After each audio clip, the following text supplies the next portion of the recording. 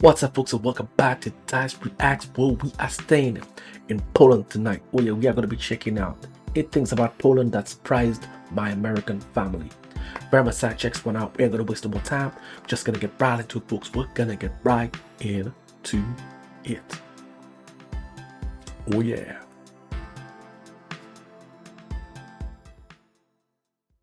Hello and welcome to Love My Poland. Today I have a special episode for you. I have just spent over the last 2 weeks with my American family. They flew in for Christmas. They were here a few days before Christmas all the way until after New Year's. And it was really a lot of fun to see their reaction. This was the first time they really spent the entire Christmas and New Year's Eve with us. And they experienced a lot of things, and I just spent a lot of time listening to them. I wanted to hear their reflections about Poland. You know, I know everything that I've seen, but when you talk to my parents who are from a completely different generation, born in the 1940s, and to see what they see is really interesting. And they saw Poland a little bit differently. And I've kind of highlighted today 8 things that they noticed that I've noticed too, but really never thought too much about. I'd like to share those 8 things that they noticed with you. Let's get started. Number 1 on the list is Christmas Eve dinner. This was the first time really that a lot of my family could experience that with us. And my parents-in-law here, where we live in the countryside, really just did everything so well. The finest stemware was brought out, the porcelain dishes, the finest silverware. It was really amazing. It was like a royal dinner here. And I think my family noticed that and they appreciated that.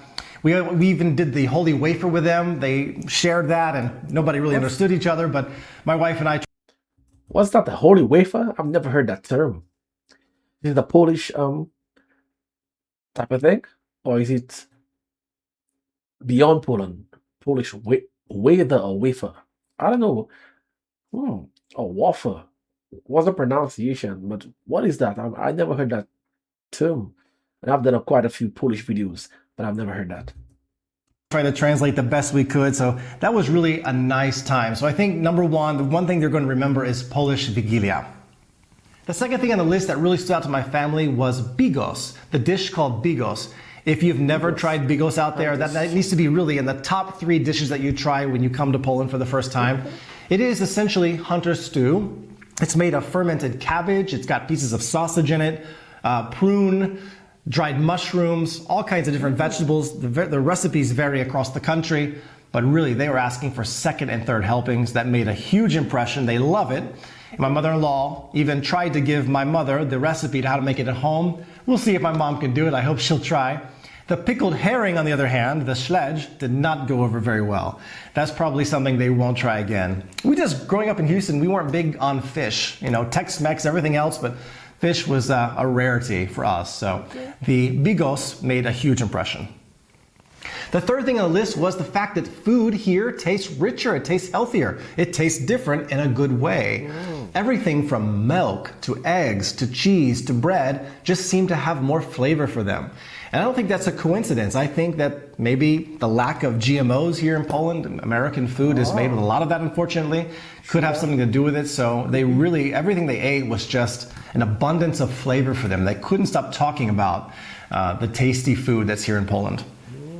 The 4th thing that really surprised them was the fact that Nicholas Copernicus was a Pole. And I'll be the first one to lift up my hand and say, I didn't know that either. I've heard the name before. I don't know, but it just sounds like such like in the medieval times, like Nicholas Copernicus. Like I've heard that name before. Like I should know. I should know exactly who he is because it's a popular name. Because I don't think I have done any deep dive into him. Otherwise, I would remember. But certainly the name is very popular. Very popular. Of course, we learned a lot about him. He's a great astronomer, polymath, all the great things about Copernicus. But the fact that he was born in the beautiful city of Torun, Poland, was a shock to us. And also we took them to the gingerbread factory. If you ever go to Torun, you have to see how they make traditional, delicious gingerbread. That was a real treat for the whole family to see that. So Copernicus and Torun, big shocks for us. The 5th thing that my family found amazing about Poland was how many people walk here. People walk everywhere. Częstochowa, like a lot of Polish cities, is very pedestrian friendly. You really don't have to have a car to get around unless you want to. And you know, we rented a flat for my family on the 3rd floor from Airbnb. And this block of flats, like many, did not have a lift or an elevator. And they were thinking, how do people do this every day? They walk up and down, all these stairs. Yeah, this is the reality. You don't see a whole lot of obesity in Poland. It's kind of changing. You see more, but traditionally you don't see a lot of obesity in Poland because people do walk. They're moving their bodies all the time to get from place to place. So that was kind of a shocker for them, how many pedestrians there are in this country. The sixth aspect that really amazed my family was how everything in Poland seems new nowadays. Everywhere you go, from small markets to supermarkets to shopping malls to highways to office buildings, there is growth happening. New blocks of flats are being built. You really see a transition right now from the old to the new. Poland is changing, part of the European Union. It is amazing for people who haven't been here before. My family have been here before in the past, but to come back every 2 years or so and see that big change is a shocker. My siblings saw the same thing. Wow, Poland really is, it's a cool country. It's really neat being here. So the newness is something that I think was a shock and will continue to be so in the future.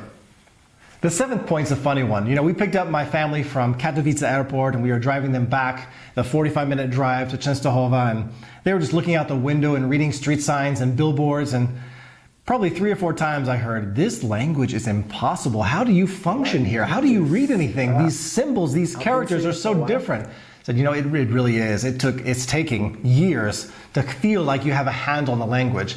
And in the back seat, my mom had a magazine and she was going through the magazine, and there was an advertisement for Head and Shoulders shampoo. And the word directly below Head and Shoulders was przeciwłupieżowy. If you're Polish, you know that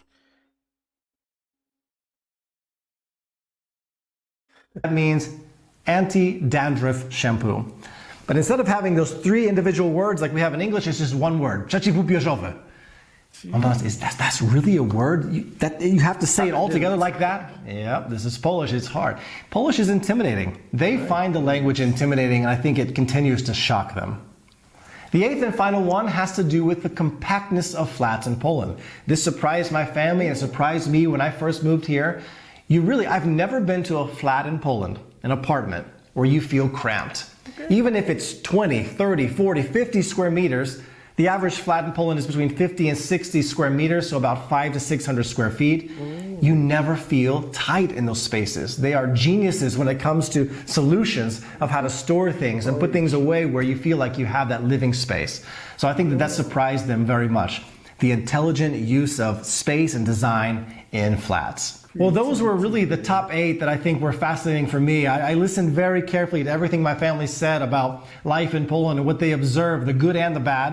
And I want to share with you some of the fascinating points today. My goodness, this was some very good observation by his family there, especially the spaciousness of the flats.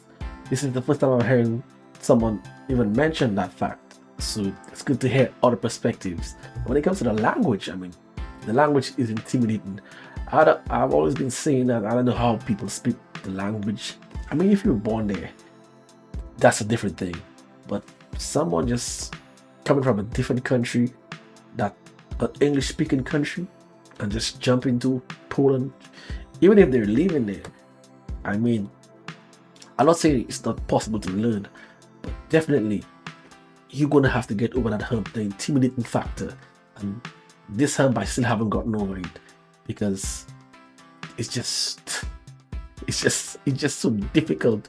I don't know how they do it. I don't think I'm ever gonna be good at this language. Not just even the pronunciation, just remembering some of the words and terms is challenging. And Poland is a country that's really developing, and I can understand the newness they experienced while they were there.